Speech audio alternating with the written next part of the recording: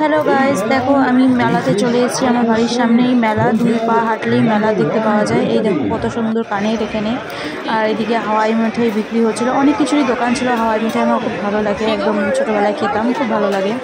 তো এইদিকে অনেক কিছু স্টল টল আছে, তোমরা দেখতে থাকো। এই মেলাটা আমাদের বাড়ির একদম ছাদের থেকে দেখা যায়। নাগরদোলনা, মেলার গেট সব কিছুই একদম 2 পা হাঁটলে পরেই মেলা।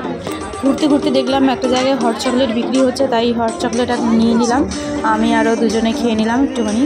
খুবই টেস্টি ছিল খেতে।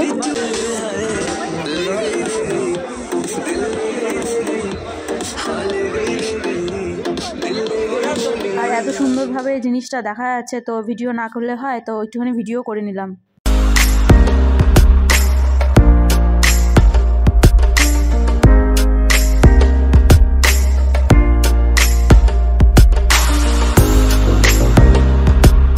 অনেক কিছু কেনাকাটি করলাম, কেনাকাটি করে টোরে নিয়ে এখানে নাগরদোলার এদিকে চলে এসেছি। নাগরদোলনা ছিল, ড্রাগন ছিল, অনেক কিছু ছিল এই জায়গাটা। দেখো নাগরদোলনা লাইটিংটা এবার খুব সুন্দর করেছে। প্রত্যেকবারই এরকম করছে, কিন্তু এবার আরেকটু ভালো করেছে, সুন্দর করেছে।